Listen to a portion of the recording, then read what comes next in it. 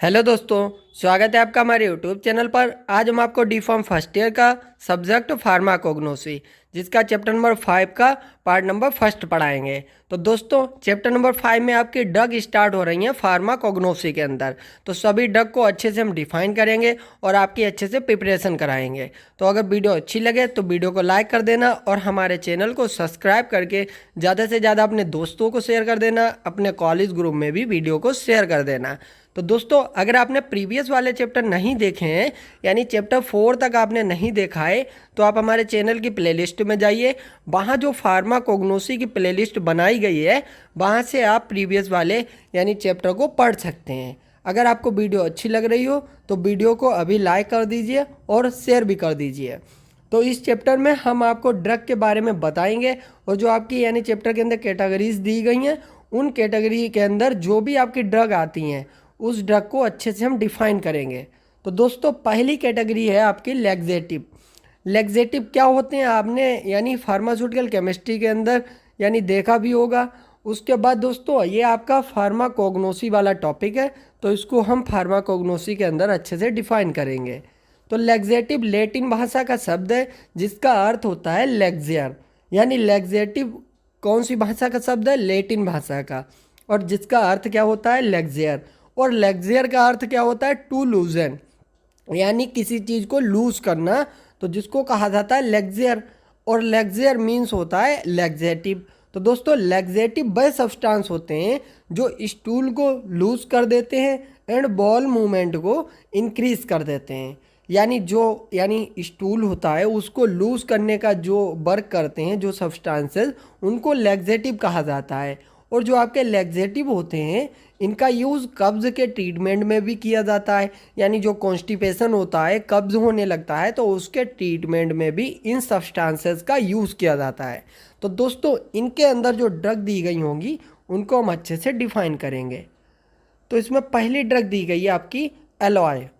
Alloy क्या होता है इसके बारे में बताएंगे, और एलॉय के बारे में जो भी आपके यानी सिलेबस के अंदर टॉपिक पूछा जाएगा तो उसको हम डिफाइन करेंगे। तो देखिए दोस्तों, एलॉय का सबसे पहले हमने थोड़ी बातें लिखी हुई हैं इंट्रोडक्शन में, तो आप इसको अपनी नोटबुक पर अच्छे से लिखेंगे।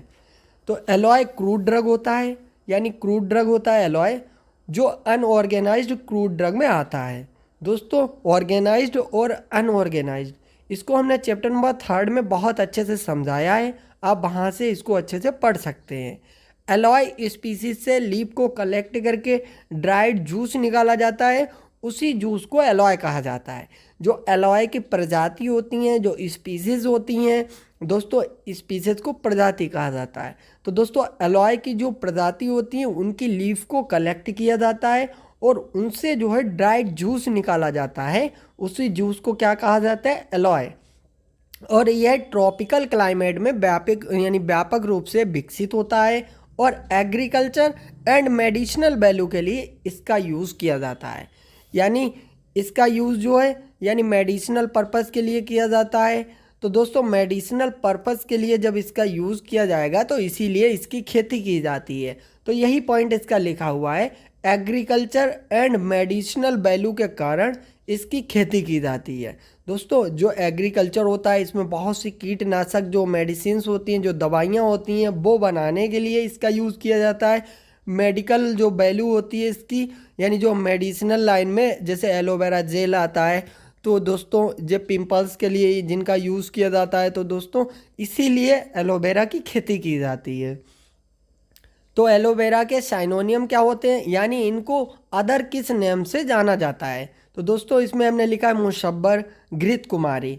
तो इस नाम से एलोवेरा यानी अदर नेम होता है। और इसका बायोलॉजिकल सोर्स क्या लिखा हुआ है, यानी बायोलॉजिकली रूप से ये कहाँ कहाँ से प्राप्त किया जाता है? तो दोस्तों, it is dried juice of the leaf of aloe barbadensis Miller known as a Curacao. जो कूराकाव एलॉय होता है तो वहाँ से इसको पाया जाता है। और उसके बाद aloe perryi known as a socotrine aloe, aloe perryi से इसको ऑब्टेंड किया जाता है, जिसको सोकोट्रीन एलॉय भी कहा जाता है। Aloe spicata Baker known as a Cape aloe. तो दोस्तों, एलॉय स्पीकटा बेकर यानी जो बेकर होता है वहाँ से भी इसको ऑब्टेंड किया जाता है एलोवेरा को। और Indian alloy source is aloe vera.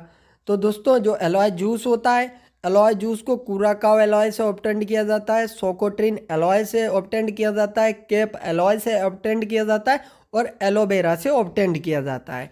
तो ये आपके एलॉय के सोर्स हो गए, यानी कहाँ कहाँ से ये ऑब्टेंड किया जाता है। तो दोस्तों इसको हमने इंग्लिश में ही लिखा है क्योंकि आपके लिए जो ये नेम दिए गए हैं इन्हीं को आपको याद करना है। इनमें से आप, इसमें हमने 4 नेम लिखे हुए हैं, तो इसमें से आप दोस्तों एक नेम भी लिख सकते हैं एग्ज़ाम के अंदर, और अगर आपको याद रहता है तो आप सब डिफाइन कर सकते हैं। और फैमिली क्या लिखा हुआ है, लिलिएसी इसकी फैमिली होती है। तो दोस्तों आपको फार्माकोग्नोसी की जो ड्रग आप पढ़ रहे हैं उनके अंदर आपको फैमिली का बहुत ही ज़्यादा ध्यान रखना है, फैमिली को आपको सही से लिखना है। और जोग्राफिकल सोर्स यानी कहाँ कहाँ पर ये पाए जाते हैं, तो दोस्तों एलॉय की खेती भारत में बड़े क्षेत्र में की जाती है। ये भारत के ईस्ट में खूब होता है, और उसके बाद साउथ अफ्रीका हो गया, वेस्ट इंडीज़ हो गया, ट्रॉपिकल कंट्रीज़ में भी इसकी खेती की जाती है। और ये आइसलैंड, यूरोप एंड इंडिया के विभिन्न क्षेत्र में उगाया जाता है, जैसे हिमालय रीजन यानी जो हिमालय क्षेत्र होते हैं तो वहाँ पर इसकी खेती की जाती है बहुत ज़्यादा। तो दोस्तों जहाँ जहाँ पर एलोवेरा पाया जाता है आप उसके नेम लिख सकते हैं इंडिया के अंदर, यानी उत्तर प्रदेश भी लिख सकते हैं आप, अदर डिस्ट्रिक्ट भी यानी डिस्ट्रिक्ट भी लिख सकते हैं, अदर स्टेट भी लिख सकते हैं। तो जोग्राफिकल सोर्स इतना यानी आपका मैनेज नहीं करता है कि आप जो है एग्ज़ाम के अंदर उसको यानी जो बुक के अंदर लिखा हो वही आप लिखें, ऐसा नहीं होता है। ज्योग्राफिकल सोर्स आपका इतना इम्पोर्टेंट नहीं होता है। सबसे पहले आप कैटेगरी याद रखेंगे, कौन सी कैटेगरी के अंदर कौन सी आपकी ड्रग आती है, फिर ड्रग का थोड़ा सा इंट्रो याद रखेंगे। इंट्रो के बाद जो इसका बायोलॉजिकल सोर्स होता है उसको आप अच्छे से याद रखेंगे, फिर फैमिली को आप अच्छे से पढ़ लेंगे, और उसके बाद इसके यूजेस को हमने डिफाइन किया है। और यूजेस के बाद जो आपका टॉपिक आएगा यानी केमिकल कॉन्स्टिट्यूएंट, तो केमिकल कॉन्स्टिट्यूएंट आपका इम्पॉर्टेंट होता है, तो आपको अच्छे से याद रखना है। तो यूज़ हमने क्या लिखे हैं, कब्ज़ के ट्रीटमेंट में इसका यूज़ किया जाता है। Aloe is used as purgative, इसका यूज़ परगेटिव के रूप में भी किया जाता है। हेयर शैम्पू एंड कंडीशनर को बनाने में, यानी जो शैम्पू बनाए जाते हैं उनके यूज़ में यानी उनको बनाने में इनका यूज़ किया जाता है। एलॉय जेल के ऑइंटमेंट का यूज़ स्किन इरिटेशन के ट्रीटमेंट में किया जाता है। अगर स्किन में कोई किसी प्रकार का इरिटेशन हो रहा है तो एलॉय जेल का यूज़ किया जाता है। बर्न के ट्रीटमेंट में अगर कोई जल जाता है तो दोस्तों उसको ठीक करने में भी इसका यूज़ किया जाता है, और एंटीबैक्टीरियल के रूप में भी इसका यूज़ किया जाता है। तो दोस्तों ये कुछ हमने यूजेस के बारे में लिखा है। और उसके बाद दोस्तों हमने इसमें स्ट्रक्चर बनाया हुआ है, इसको आप देख सकते हैं। तो स्ट्रक्चर में हमने क्या बनाया है, बारबालोइन का स्ट्रक्चर बनाया हुआ है और एलॉय इमोडिन का स्ट्रक्चर बनाया हुआ है। तो दोस्तों अगर आप स्ट्रक्चर को बनाना चाहें तो आप बना सकते हैं। तो अगर आपके यानी एग्ज़ाम के अंदर क्वेश्चन पूछा जाएगा, अगर आप स्ट्रक्चर को बनाते हैं तो थोड़ा सा नंबर जो होता है वह अच्छा मिल जाता है। तो इसमें जो हमने स्ट्रक्चर बनाया हुआ है, अभी हम केमिकल कॉन्स्टिट्यूएंट आपको जब समझाएंगे तो आपको इन स्ट्रक्चर का काम आएगा। तो दोस्तों बारबालोइन का स्ट्रक्चर देखिए बना हुआ है और एलॉय इमोडिन का, और इसकी क्लास कौन सी होती है बारबालोइन और एलॉय इमोडिन की, एंथ्राक्विनोन ग्लाइकोसाइड। जो आपका एलॉय होता है वह एंथ्राक्विनोन ग्लाइकोसाइड के अंदर आता है। तो इतना आप जो है एक्स्ट्रा नॉलेज के लिए इतना देख सकते हैं। तो केमिकल कॉन्स्टिट्यूएंट में हमने क्या लिखा हुआ है, ये आपका मेन टॉपिक है सबसे, यानी केमिकल कॉन्स्टिट्यूएंट।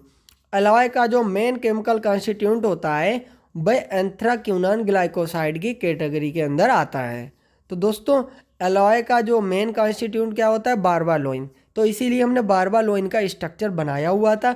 तो इसका जो एलॉय का जो मेन केमिकल कॉन्स्टिट्यूएंट होता है उसका यानी जो भी क्लास होता है वह एंथ्राक्विनोन ग्लाइकोसाइड की कैटेगरी के अंदर आता है। और इसमें जो आपका एलॉय होता है इसमें 10 से 30% तक एलॉइन प्रेजेंट होता है, जो बारबालोइन एंड आइसोबारबालोइन का मिक्सचर होता है।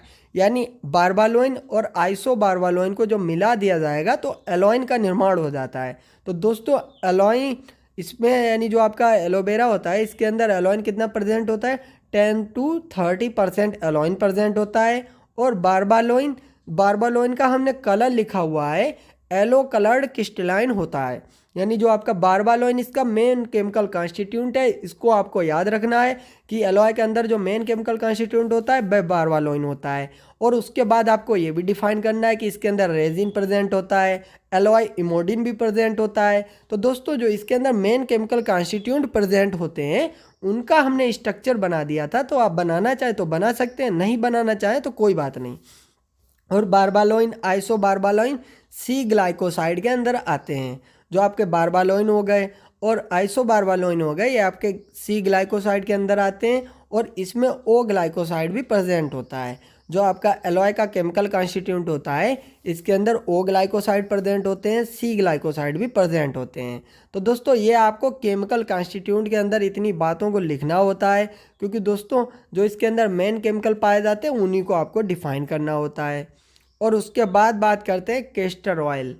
तो कैस्टर ऑयल के बारे में हमने क्या लिखा हुआ है, castor oil is a vegetable oil. यानी जो कैस्टर ऑयल होता है ये वेजिटेबल ऑयल होता है, having anti inflammatory and anti bacterial property.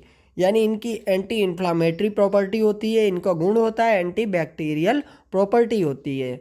आप लैब के अंदर जब यानी कोई प्रैक्टिकल करते हैं तो उसके अंदर आपको कैस्टर ऑयल देखने को भी मिलता है। तो इसका साइनोनियम क्या है, इरेंडी ऑयल और रिसिनस ऑयल। यानी इनको अदर नेम से जाना जाता है, इरेंडी ऑयल और रिसिनस ऑयल। और इसमें क्या लिखा हुआ है, biological source it is fixed oil. ये फिक्स्ड ऑयल होता है। और रिसिनस कम्युनिस के सीड को कोल्ड कंप्रेशन किया जाता है, यानी हीट नहीं दी जाती है, यानी कोल्ड कंप्रेशन किया जाता है। उसके बाद जो आपका कैस्टर ऑयल होता है इसको ऑब्टेंड किया जाता है। तो बायोलॉजिकल सोर्स के अंदर आपको यही लिखना है, रिसिनस कम्युनिस के जो सीड होते हैं उनको कोल्ड कंप्रेशन किया जाता है और उसके बाद कैस्टर ऑयल को ऑब्टेंड किया जाता है और उनको हीट नहीं दी जाती है। और इसकी फैमिली यूफोरबिएसी इसकी फैमिली होती है। और जियोग्राफिकल सोर्स क्या होता है, देखिए भारत में इरेंडी का तेल प्रमुख तिलहन फसलों में से एक है। यानी जो तिलहन की फसल होती हैं, यानी जो आपका इरेंडी का तेल होता है ये तिलहन की फसल के यानी कैटेगरी के अंदर आता है। तो दोस्तों यही बात हमने हिंदी में लिखी है क्योंकि आप यूपी बोर्ड से हैं, यानी क्योंकि मेरी वीडियोज़ होती हैं भाई यूपी बोर्ड वाले के लिए होती हैं, जो यूपी बोर्ड से पढ़े हुए हैं, जो डी फार्म कर रहे हैं उन्हीं के लिए मेरी वीडियो होती हैं। तो दोस्तों भारत में इरेंडी का तेल प्रमुख तिलहन फसलों में से एक होता है और इंडिया वर्ल्ड का दूसरा सबसे बड़ा कैस्टर सीड का उत्पादक देश है। और उसके बाद ब्राज़ील हो गया, यूएसए हो गया, यूनाइटेड स्टेट ऑफ अमेरिका हो गया, थाईलैंड हो गया, रोमानिया हो गया। इट इज़ रेगुलेटरी, यानी जो आपका यानी जो ब्राज़ील हो गया, यूएसए हो गया, थाईलैंड हो गया, रोमानिया हो गया, it is regularly grow in यानी आंध्र प्रदेश, गुजरात, कर्नाटक। जो आपके अदर स्टेट लिखे हुए हैं ये तो अपने देश के ही अंदर आ जाते हैं। और जो ब्राज़ील है, यूएसए है, थाईलैंड है, रोमानिया है, इसके अंदर भी कैस्टर ऑयल की खेती की जाती है। तो दोस्तों यही बात इसके अंदर लिखी हुई है, थोड़ा सा इंग्लिश में लिखा हुआ है जिससे आपको समझने में प्रॉब्लम हो सकती है। तो ब्राज़ील, यूनाइटेड स्टेट अमेरिका और उसके बाद थाईलैंड, रोमानिया, इन देशों में भी यानी कैस्टर ऑयल की खेती की जाती है। और अपने इंडिया के अंदर आंध्र प्रदेश हो गया, गुजरात हो गया, कर्नाटक हो गया, इन स्टेट में बहुत ज़्यादा कैस्टर ऑयल की खेती की जाती है। और केमिकल कॉन्स्टिट्यूंट क्या लिखा हुआ है, कैस्टर ऑयल का main chemical constituent triglyceride of ricinoleic acid. यानी जो आपका कैस्टर ऑयल होता है इसका जो मेन केमिकल कॉन्स्टिट्यूंट होता है वह क्या होता है, ट्राइग्लिसराइड ऑफ रिसिनोलिक एसिड, जो 80% तक प्रेजेंट होता है। यानी कैस्टर ऑयल के अंदर 80% तक रिसिनोलिक एसिड प्रेजेंट होता है। इसके अलावा other fatty acid triglyceride present होते हैं, जैसे आपके आइसोरिसिनोलिक एसिड हो गया और लिनोलिक एसिड हो गया, स्टेरिक एसिड हो गया, आइसोस्टेरिक एसिड हो गया। ये आपके यानी अदर ट्राइग्लिसराइड भी प्रेजेंट होते हैं। और इसमें हेप्टल्डिहाइड और एंडिकोनिक हाइड, जो आपका एंडिकोनिक एसिड होता है और स्कैबिक एसिड होता है और रिसिनोलिक एसिड होता है। तो दोस्तों ये आपके सब केमिकल कॉन्स्टिट्यूंट हैं कैस्टर ऑयल के अंदर प्रेजेंट होते हैं। इनके नेम थोड़े से यानी आपको डिफरेंट लग सकते हैं क्योंकि आप फार्माकोग्नोसी पढ़ रहे हैं। तो दोस्तों आपको पढ़ना है, इसमें से आपको सब नहीं लेकिन आपको जैसे मेन केमिकल कॉन्स्टिट्यूएंट जो हो गया रिसिनोलिक एसिड हो गया, इसको आपको पढ़ लेना है। आइसो रिसिनोलिक एसिड हो गया, लिनोलिक एसिड हो गया, स्टेरिक एसिड हो गया। तो जो ऐसे नेम लिखे हुए हैं जो आप अच्छे से याद कर पाएंगे तो उनको आप अच्छे से पढ़ लीजिए। और उसके बाद इसका हमने थोड़ा सा फार्मूला भी लिख दिया है रिसिनोलिक एसिड, क्योंकि ये आपका मेन केमिकल कॉन्स्टिट्यूएंट है और रिसिनोलिक एसिड ही कैस्टर ऑयल में लैक्सेटिव प्रॉपर्टी के लिए रिस्पॉन्सिबल होता है। जो लैक्सेटिव प्रॉपर्टी होती है यानी जो कब्ज को ट्रीट करते हैं, तो दोस्तों उस प्रॉपर्टी के लिए जो रिसिनोलिक एसिड होता है वही इसके लिए दोस्तों रिस्पॉन्सिबल होता है। और इसमें हमने आइडेंटिफिकेशन टेस्ट के बारे में थोड़ा सा लिखा हुआ है। Castor oil half volume of light petroleum 40 से 60 डिग्री में मिक्स हो जाता है। तो दोस्तों यानी जो आपका कैस्टर ऑयल के लिए जो टेस्ट किया जाता है इसमें क्या होता है, कैस्टर ऑयल को लिया जाता है और लाइट पेट्रोलियम यानी जो पेट्रोल होता है उसके साथ उसको मिक्स किया जाता है। तो 40 से 60% तक जो उसमें मिक्स हो जाता है तो दोस्तों वह कैस्टर ऑयल होता है। और उसके बाद इसके यूजेस के बारे में क्या लिखा हुआ है, इसका यूज़ पेंट बनाने में किया जाता है, पॉलिश बनाने में किया जाता है, प्रिंटिंग जो आपकी इंक होती हैं उनको तैयार करने में इसका यूज़ किया जाता है कैस्टर ऑयल का। यह लैक्सेटिव के रूप में भी यूज़ किया जाता है, लिपस्टिक हेयर ऑयल को बनाने में इनका यूज़ किया जाता है, ऑइंटमेंट को बनाने में इनका यूज़ किया जाता है, नॉयलॉन की मैन्युफैक्चरिंग में भी इनका यूज़ किया जाता है। फिर दोस्तों बात करते हैं जो आपकी ड्रग है एस्पागुला। तो दोस्तों आपकी थोड़ी सी कठिन इसमें ड्रग दी गई हैं, उनके नेम लिखे हुए हैं तो आपको पढ़ना तो ज़रूरी है क्योंकि आपके एग्ज़ाम के अंदर ड्रग सबसे ज़्यादा पूछी जाती हैं। तो एस्पागुला के बारे में बात करते हैं। Ispaghula is also known as plantago seed and psyllium husk. तो इसको प्लांटेगो सीड या जाइलम हस्क कहा जाता है। और उसके बाद इसके साइनोनियम हो गए, इंडियन जाइलम हो गया, और उसके बाद स्पागोल हो गया, और इसके बाद स्पॉन्जल सीड हो गए। यानी स्पॉन्जल सीड, स्पागोल और इंडियन जाइलम के नाम से इसको जाना जाता है। ये इसके हो गए साइनोनियम। और biological source, ispaghula consist of dried seed of plantago ovata Forsskal. तो इसको यानी कहाँ से ऑब्टेंड किया जाता है स्पागुला को, प्लांटेगो ओबाटा फॉरेस्कल के सीड से ऑब्टेंड किया जाता है। और इसकी फैमिली प्लांटाजिनेसी, तो इसकी फैमिली को भी आपको याद रखना है। जियोग्राफिकल सोर्स को हमने लिखा हुआ है, it is cultivated and collected in Gujarat, Maharashtra, Punjab in India. यानी इंडिया के अंदर बहुत से ऐसे स्टेट हैं वहाँ पर इसको पाया जाता है, यानी वहाँ पर इसकी खेती की जाती है। और इसके केमिकल कॉन्स्टिट्यूएंट में हमने क्या लिखा हुआ है, देखिए स्पागुल सीड में 10% म्यूसिलेज, यहाँ पर MUCILAGE बना हुआ है म्यूसिलेज, यानी इसमें 10% म्यूसिलेज प्रेजेंट होता है। और इसमें पेंटोसन एंड एल्डोबिनोइक एसिड प्रेजेंट होता है। तो दोस्तों इसमें पेंटोसन भी प्रेजेंट होता है, जो पेंटोसन केमिकल होता है, और एल्डोबिनोइक एसिड होता है। तो दोस्तों यह इसके अंदर प्रेजेंट होता है। जब पेंटोसन को हाइड्रोलिसिस किया जाता है तब एक्साइलोस और उसके बाद अकार्बिनोज एंड एल्डोबिनोइक एसिड प्राप्त किया जाता है। तो दोस्तों यानी पेंटोसन से ही एल्डोबिनोइक एसिड प्राप्त होता है और एराबिनोस जो आपका एसिड होता है उसको ऑब्टेंड किया जाता है। तो इसके अंदर आपको कौन कौन से मेन केमिकल याद रखने हैं, 10% म्यूसिलेज प्रेजेंट होता है, पेंटोसन प्रेजेंट होता है, एल्डोबिनोइक एसिड प्रेजेंट होता है। तो इतना आपको केमिकल कॉन्स्टिट्यूएंट लिखना है। फिर बात करते हैं यूजेस के बारे में, यानी ये अल्सर एंड पाइल्स में यूज़ किए जाते हैं। यानी हमारे स्टोमच के अंदर पाइल्स हो जाते हैं, अल्सर हो जाते हैं, उनको ट्रीट करने में इसका यूज़ किया जाता है। टेबलेट के प्रिपरेशन में इनका यूज़ किया जाता है। आइसक्रीम इंडस्ट्री में स्टेबलाइज़र के रूप में इनका यूज़ किया जाता है। और इनका यूज़ जॉइंट पेन में भी किया जाता है जो आपके स्पागुला होते हैं। फिर बात करते हैं, ये आपकी इम्पॉर्टेंट ड्रग है सेना, तो इसको आपको अच्छे से पढ़ लेना है। सेना एक औषधि होती है जो लैक्सेटिव के रूप में यूज़ की जाती है और इसे वाइल्ड सेना के नाम से भी जाना जाता है। सेना को साइनोनियम हो गए इसके इंडियन सेना हो गया, सेना लीफ हो गया, सेनाई की पत्ती हो गई और केसिया सेना, यानी इसके अदर नेम हो गए।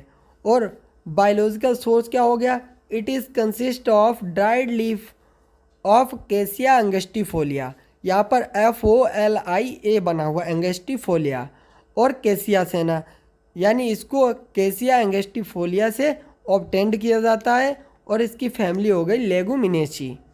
तो दोस्तों उसके बाद करते हैं, यानी जो आपका जियोग्राफिकल सोर्स हो गया, यानी इंडियन सेना का कल्टीवेशन और कलेक्शन भारत में किया जाता है। इसका कल्टीवेशन मुख्य रूप से तिनेवेली, मदुरई में किया जाता है और रामनाथपुरम में किया जाता है। और उसके बाद राजस्थान हो गया, गुजरात हो गया, इसमें जो है आपका यानी कल्टीवेशन किया जाता है।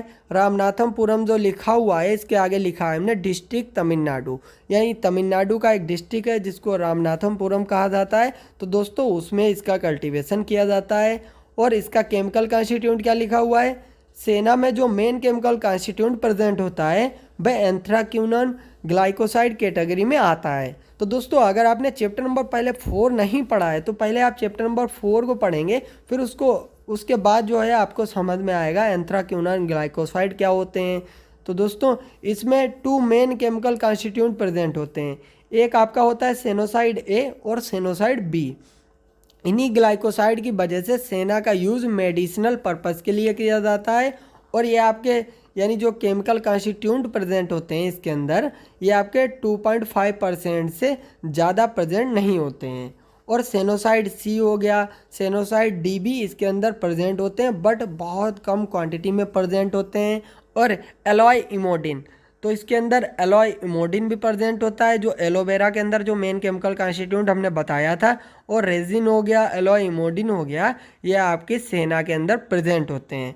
तो आपको इसके अंदर मेन केमिकल कॉन्स्टिट्यूएंट कौन कौन से याद रखने हैं, सेनोसाइड A, सेनोसाइड B और सेनोसाइड C भी प्रेजेंट होता है, सेनोसाइड D प्रेजेंट होता है, रेजिन प्रेजेंट होता है, एलॉय इमोडिन प्रेजेंट होता है।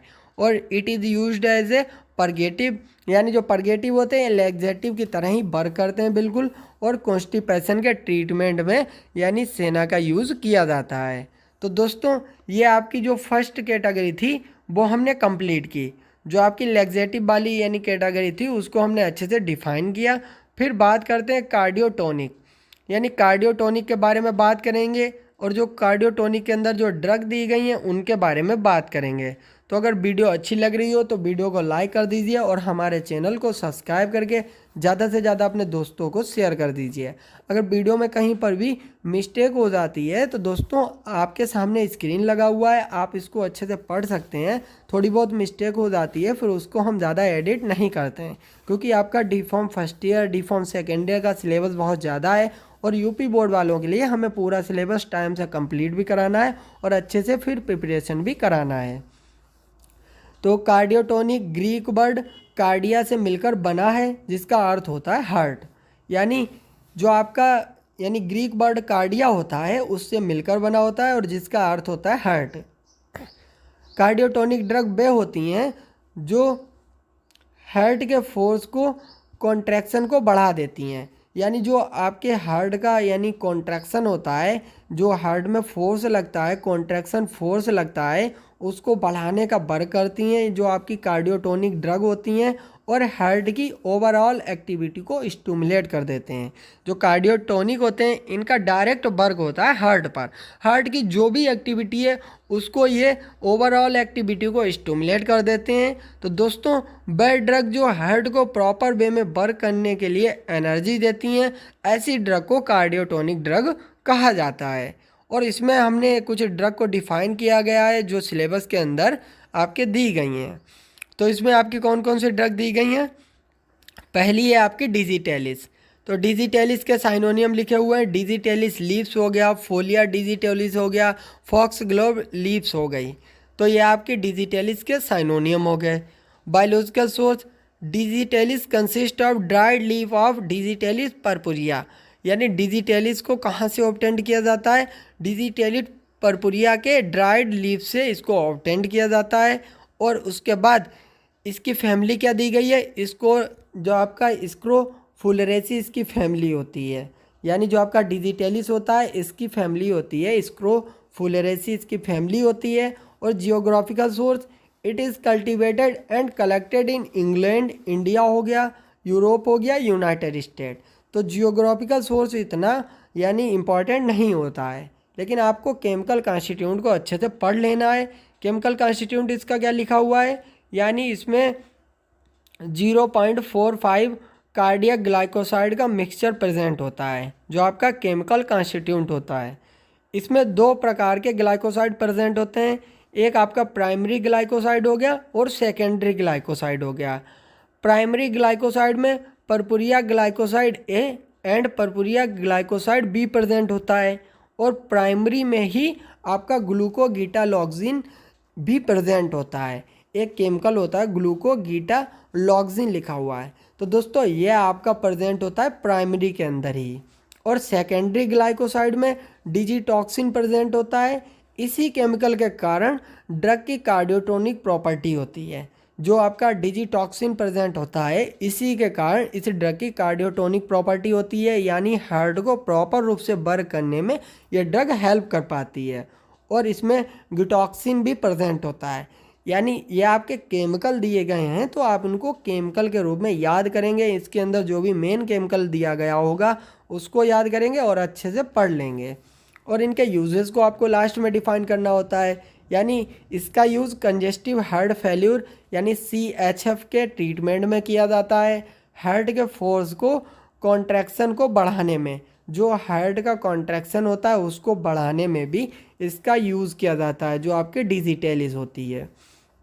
फिर इसमें एक ड्रग दी गई है अर्जुना। तो अर्जुना के साइनोनियम अर्जुन बार्क हो गया, अर्जुन हो गया, और उसके बाद अर्जुन साद्रा हो गया। तो इसके हो गए ये साइनोनियम।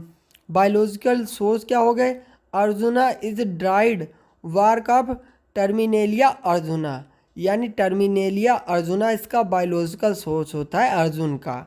और फैमिली क्या हो गई, कॉम्ब्रिटिएसी। कॉम्ब्रिटिएसी अर्जुन की फैमिली होती है। और जियोग्राफिकल सोर्स इंडियन पेनिसुला, यानी जो प्रायद्वीप होते हैं इंडियन पेनिसुला में ये पेड़ पाए जाते हैं। इट इज़ ग्रोथ इन छोटा नागपुर रीजन, और उसके बाद ओडिशा हो गया और पंजाब हो गए। ये इनके हो गए जियोग्राफिकल सोर्स।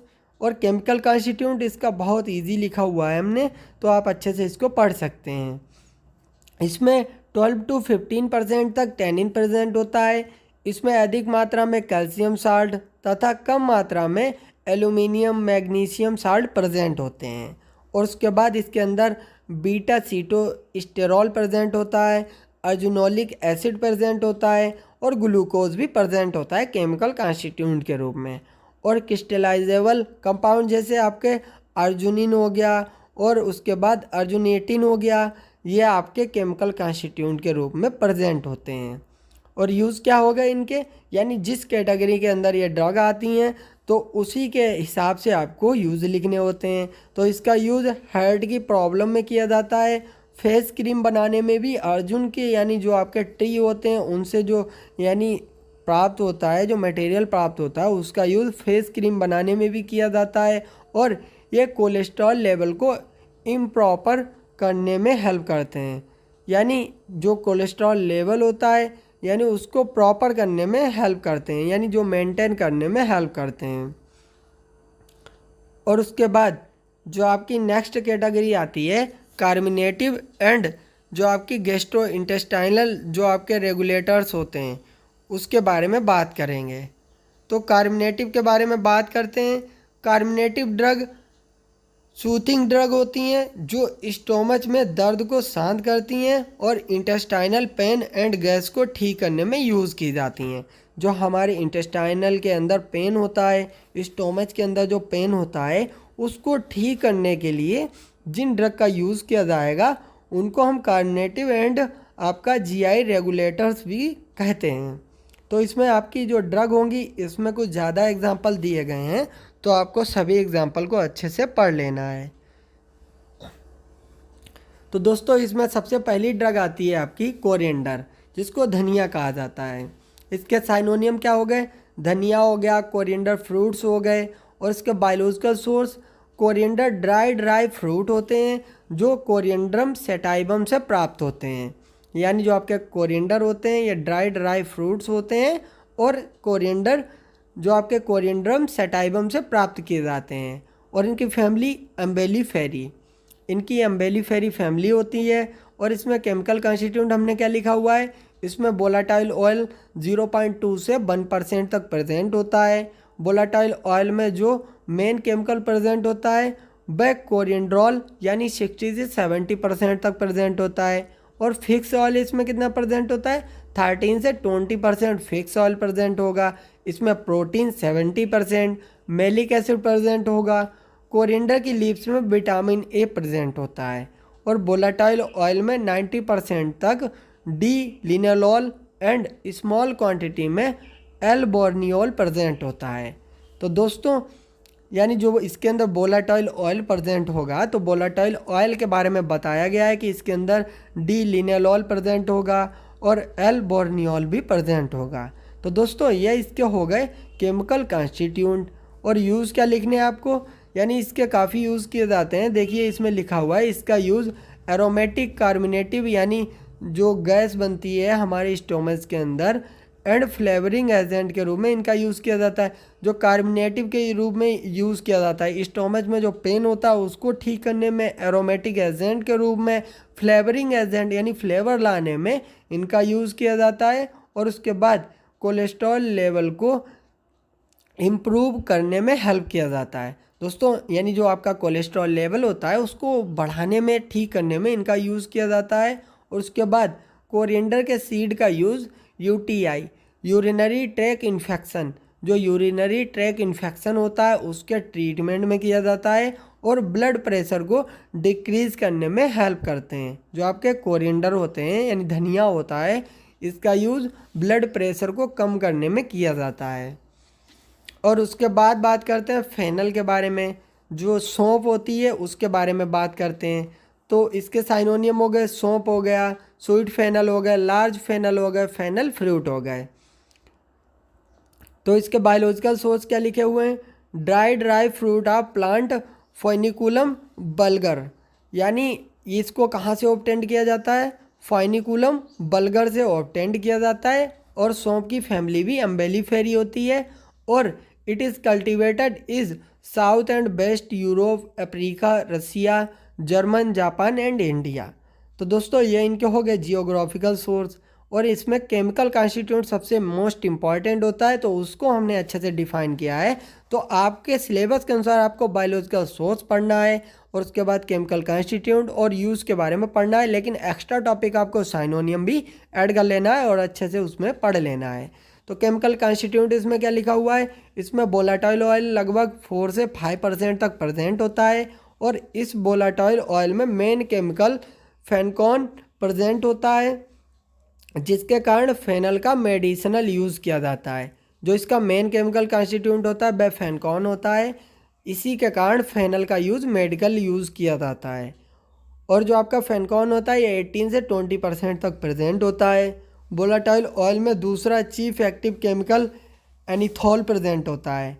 ये कितना प्रेजेंट होता है, 50 से 60% तक ये प्रेजेंट होता है एनीथॉल। और इसमें प्रोटीन 20% प्रेजेंट होता है और फिक्स ऑयल भी इसके अंदर प्रेजेंट होता है। और इसके यूजेस क्या लिखे हुए हैं, इनका use aromatic कार्बोनेटिव and flavouring agent के रूप में किया जाता है। कोलेस्ट्रॉल लेवल को इम्प्रूव करने के लिए इनका यूज़ किया जाता है। और भूख बढ़ाने के लिए भी इनका यूज़ किया जाता है, जो सौंफ होता है। फिर बात करते हैं जिंजर, जिसको कहते हैं अदरक। तो दोस्तों इसके साइनोनियम क्या लिखे हुए हैं, जिंजबर, सूंठी हो गया, सौंठ हो गया, ये इनके हो गए साइनोनियम। और बायोलॉजिकल सोर्स क्या हो गए, देखिए ginger is the rhizome of zingiber officinale roscoe, यानी जिंजबर ऑफिशिनल रोस्क्यू होता है, यानी इसका बायोलॉजिकल सोर्स होता है आपका जिंजर का, वहाँ से इसको ऑब्टेंड किया जाता है। और इसकी फैमिली हो गई जिंजिबरेसी।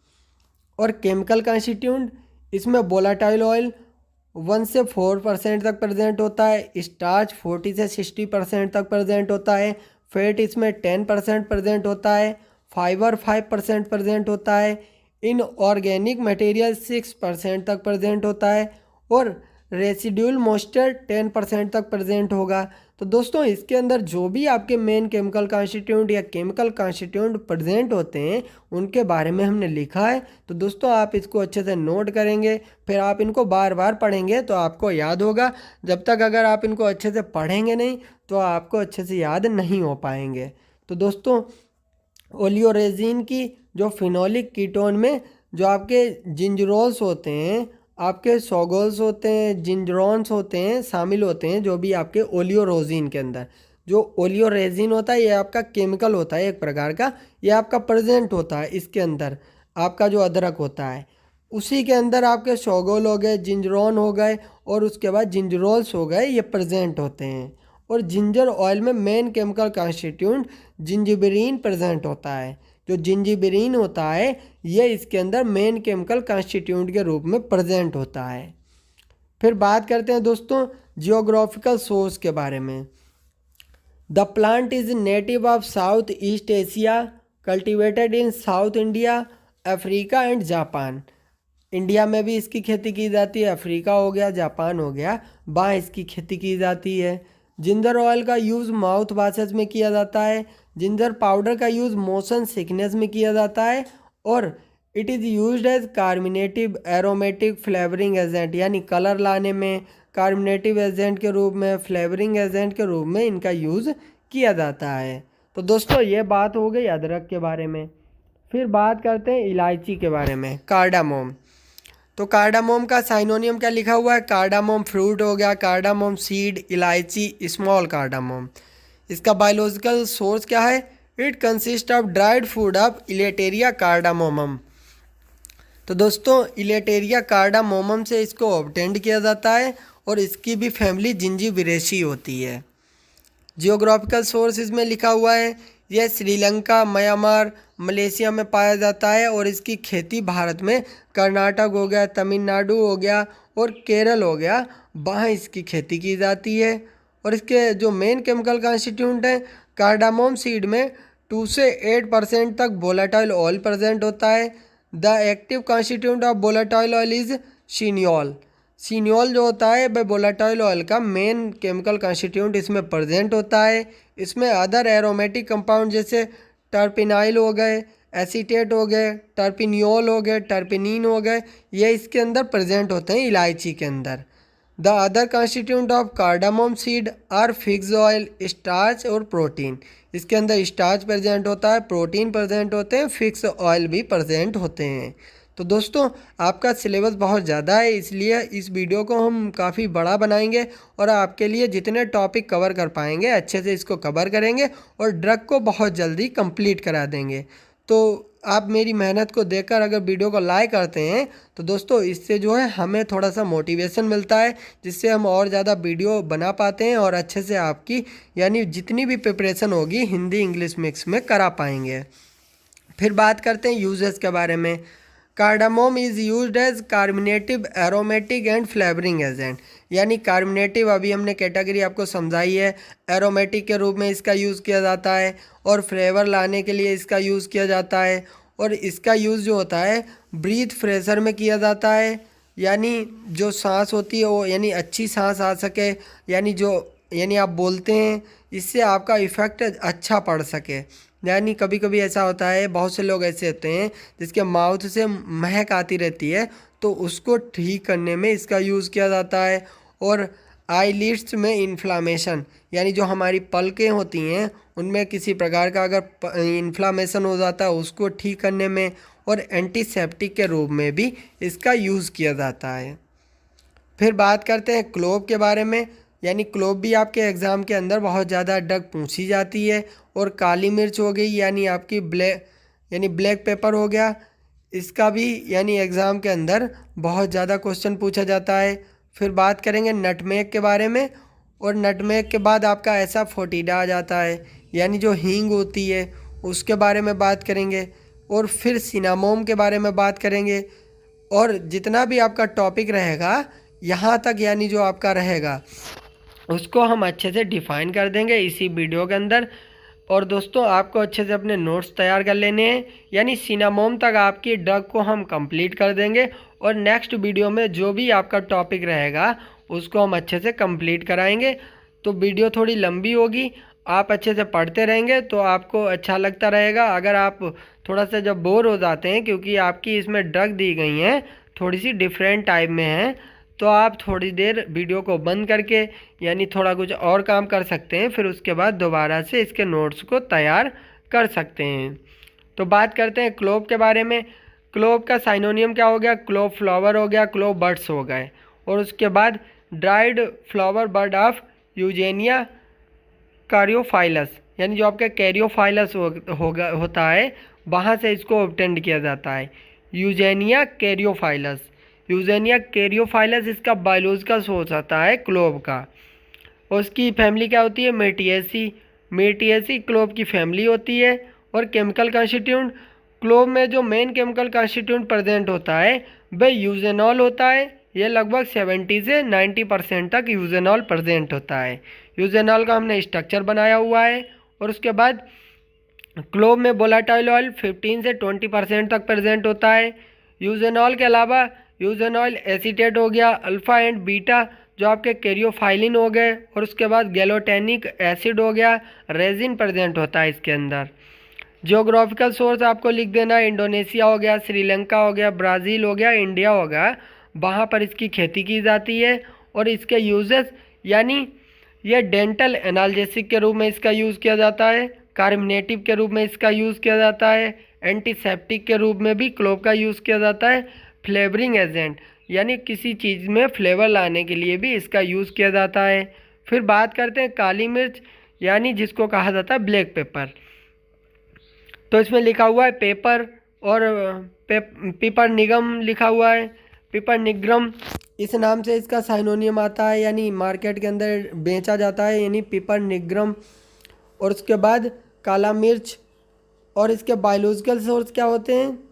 Black pepper consist of the dried unripe fruit of paper nigrum, यानी पेपर निग्रम से इसको ऑब्टेंड किया जाता है। ये इसका होता है बायोलॉजिकल सोर्स। पिप्रियसी इसकी फैमिली होती है। और इसमें वोलेटाइल ऑयल कितना प्रेजेंट होता है? 1 से 2.5% तक वोलेटाइल ऑयल प्रेजेंट होता है। एल्केलॉइड पिपरीन 5 से 9%, और उसके बाद पिपरीडीन एंड स्टार्च लगभग जो इसमें प्रेजेंट होता है 30% तक इसमें प्रेजेंट होता है। और जियोग्राफिकल सोर्स क्या हो गए? यानी इंडोनेशिया, मलेशिया, साउथ अफ्रीका हो गया, साउथ अमेरिका हो गया, ब्राज़ील हो गया, वहाँ पर इसकी खेती की जाती है। और उसके बाद इसका यूज़ किस में किया जाता है? मसालों के रूप में इनका यूज़ किया जाता है। और उसके बाद कार्मिनेटिव के रूप में इनका यूज़ किया जाता है, स्टूमुलेंट के रूप में इसका यूज़ किया जाता है, यानी उत्तेजक पदार्थ के रूप में इनका यूज़ किया जाता है। इसमें लिखा हुआ कंडीमेंट, जो आपका कंडीमेंट होते हैं, कैंडीमेंट यानी मसाले जो होते हैं उसके रूप में इनका यूज़ किया जाता है। और फ्लेवरिंग एजेंट के रूप में इनका यूज़ किया जाता है। नटमेग हो गया, नटमेग के बारे में बात करते हैं, यानी साइनोनियम इसके क्या होते हैं? जायफल। नटमेग को जायफल कहा जाता है। मिर्टिएसी का जो आपका नटमेग होता है, इसके थोड़े से नेम, जितनी भी आपकी ड्रग दी गई हैं थोड़े से नेम डिफरेंट है, जिनको पढ़ने में थोड़ी सी प्रॉब्लम हो जाती है। तो दोस्तों मिर्टिएस का इसका यानी साइनोनियम नेम होता है, जायफल इसका नेम होता है। और it consist of dried kernel seed of the plant known as a myristica fragrans. जो मिरिस्टिका फ्रेगरेंस होता है वहाँ से इसको ऑब्टेंड किया जाता है। और मिरिस्टिकेसी इसकी फैमिली होती है। केमिकल कॉन्स्टिट्यूंट, इसमें वोलेटाइल ऑयल 5 से 15% तक प्रेजेंट होता है। और मिरिस्टिसिन हो गया इसमें मेन केमिकल, और एलिमिनिसिन हो गया, सेफ्रोल हो गया, ये इसके अंदर मेन केमिकल प्रेजेंट होते हैं। और इसमें जरानियोल भी प्रेजेंट होता है, और टर्पिनियोल भी प्रेजेंट होता है। और इसकी जो यूजेस होते हैं, एरोमेटिक के रूप में इसका यूज़ किया जाता है, स्टूमुलेंट के रूप में यूज़ किया जाता है, कार्मिनेटिव के रूप में यूज़ किया जाता है, फ्लेवरिंग एजेंट के रूप में भी इसका यूज़ किया जाता है। और उसके बाद नटमेग से बटर प्राप्त की जाती है, जिसे बंडा सौंफ के नाम से जाना जाता है, जिसका यूज़ सौंफ इंडस्ट्री में किया जाता है। फिर बात करते हैं एसाफोटिडा। एसाफोटिडा को हिंदी में कहते हैं हींग। इसके जो आपके साइनोनियम होते हैं डेविल डंग, ये बहुत ज़्यादा एग्जाम में मल्टीपल चॉइस के रूप में पूछा जाता है, तो आपको इसके साइनोनियम को अच्छे से पढ़ लेना है। तो इसके साइनोनियम हो गए गम एसाफोटिडा, हींग हो गया, डेविल डंग हो गए। इसका बायोलॉजिकल सोर्स क्या हो गए? एसाफोटिडा ओलियो गम रेजिन के अंदर आता है। जो ओलियो गम रेजिन होता है, यानी रेजिन के अंदर एक कैटेगरी होती है ओलियो गम, उस कैटेगरी के अंदर ये आता है जो आपका एसाफोटिडा होता है। और ये फेरुला फोटिडा के रूट एंड राइजोम से ऑब्टेंड किया जाता है। जो फेरुला फोटिडा का प्लांट होता है, उसकी जो रूट होती हैं और जो राइजोम होते हैं, वहाँ से एसाफोटिडा को ऑब्टेंड किया जाता है। और इसकी फैमिली क्या हो गई? अम्बेलिफेरी। एसाफोटिडा में वोलेटाइल ऑयल 4 से 20% तक प्रेजेंट होता है। रेजिन 40 से 65% तक प्रेजेंट होता है। गम इसमें 25% प्रेजेंट होता है। और उसके बाद इसमें जो है रेजिन में जो मेन केमिकल कॉन्स्टिट्यूएंट होता है वह आपका ऐसे रिसिनोटेनॉल होता है। ऐसे रिसिनोटेनॉल ये आपका मेन केमिकल कॉन्स्टिट्यूएंट होता है। और ऐसे रिसिनोटेनॉल और उसके बाद फेरुलिक एसिड के साथ फ्री फॉर्म में प्रेजेंट होता है। यानी जो फेरुलिक एसिड होता है इसके साथ में आपका ऐसे रिसिनोटेनॉल जो होता है ये फ्री फॉर्म में प्रेजेंट होता है। और फेरुलिक एसिड इसका मेन केमिकल कॉन्स्टिट्यूएंट होता है जो एसाफोटिडा होता है। इसका यूज़ लिखा हुआ है हमने, यानी कार्बोनेटिव हो गया, फ्लेवरिंग एजेंट हो गए, एरोमेटिक एजेंट के रूप में हो गया, कफ सिरप को तैयार करने में, एंटीसेप्टिक के रूप में, लैक्सेटिव हो गए और एक्सपेक्टोरेंट हो गए, इनके रूप में इसका यूज़ किया जाता है। फिर बात करते हैं सिनामोम के बारे में, यानी जो सिनामोम ड्रग दी गई है उसके बारे में बात करते हैं। और उसके बाद ये वीडियो कंप्लीट हो जाएगी। जितना टॉपिक हिंदी इंग्लिश मिक्स में यानी हम लिख पाए हैं अच्छे से उसको हमने बताया। आप इसको नोट्स में यानी कन्वर्ट करके अच्छे से पढ़ेंगे तो आपकी जो है हिंदी इंग्लिश मिक्स में तैयारी हो जाएगी। सिनामोम में हमने क्या लिखा हुआ है? कलमी दालचीनी, सिनामोन बार्क हो गए। इसका बायोलॉजिकल सोर्स क्या लिखा हुआ है हमने? सिनामोमम जाइलेनिकम, यानी जो सिनामोमम जाइलेनिकम होता है ये इसका बायोलॉजिकल सोर्स होता है। और फैमिली लौरेसी इसकी फैमिली होती है। और दोस्तों इसके हमने जियोग्राफिकल सोर्स क्या लिखे हुए हैं? देखिए दोस्तों, श्रीलंका हो गया, साउथ जो आपका साउथर्न इंडिया हो गया, और जो आपका ब्राज़ील हो गया, जमाइका हो गया, वहाँ इसकी खेती की जाती है। और इसके जो हमने यानी केमिकल कॉन्स्टिट्यूएंट हैं इसमें लगभग 0.5 से 1% तक वोलेटाइल ऑयल प्रेजेंट होता है। और वोलेटाइल ऑयल में जो मेन केमिकल प्रेजेंट होता है वह सिनेमिक एल्डिहाइड प्रेजेंट होता है। और इसकी मात्रा लगभग जो होती है 55 से 65% तक प्रेजेंट होती है, जो आपके सिनेमिक एल्डिहाइड होता है। और इसमें यूजेनॉल 5 से 10% तक प्रेजेंट होता है। और उसके बाद इसमें क्यूमीन एल्डिहाइड भी प्रेजेंट होता है। और इसमें टेनिन, म्यूसिलेज, स्टार्च हो गया, और स्वीट सब्सटेंस जो मैनिटॉल होता है वह प्रेजेंट होता है सिनामोम के अंदर। इसी के कारण इसका यानी स्वीट यानी इसका स्वाद होता है थोड़ा सा। और कैल्शियम ऑक्जेलेट इसमें प्रेजेंट होता है। और इसके यूजेस को हमने लिखा है कार्बोनेटिव के रूप में इसका यूज़ किया जाता है, फ्लेवरिंग एजेंट के रूप में यूज़ किया जाता है। और इसमें माइल्ड एस्ट्रिंजेंट यानी प्रॉपर्टी भी होती है, एस्ट्रिंजेंट की भी प्रॉपर्टी होती है। एंटीसेप्टिक के रूप में इसका यूज़ किया जाता है। कैंडी, परफ्यूम यानी जो आपकी टाफ़ी होती हैं, टाफ़ी बनाने में, परफ्यूम बनाने में यानी इनका यूज़ किया जाता है। और उसके बाद स्पाइस के रूप में इनका यूज़ किया जाता है। और एरोमेटिक एजेंट के रूप में भी इनका यूज़ किया जाता है। तो दोस्तों ये जितनी भी आपकी हमने यानी कैटेगरी पढ़ाई उनके अंदर ड्रग पढ़ाई, इतना कंटेंट अगर आप अच्छे से पढ़ते हैं, जब इनको आप बार बार लिखेंगे तभी दोस्तों जो है आपकी अच्छे से प्रिपरेशन हो पाएगी। क्योंकि इनके अंदर जो ड्रग दी गई हैं थोड़ी आयुर्वेद यानी सिस्टम से रिलेटेड है, तो इसको अगर आप बार बार पढ़ेंगे तभी आपको याद होगा। तो अगर वीडियो अच्छी लगी हो तो वीडियो को लाइक कर दीजिए और हमारे चैनल को सब्सक्राइब करके ज़्यादा से ज़्यादा अपने दोस्तों को शेयर कर दीजिए और अपने कॉलेज ग्रुप में भी वीडियो को शेयर कर दीजिए। धन्यवाद दोस्तों वीडियो देखने के लिए।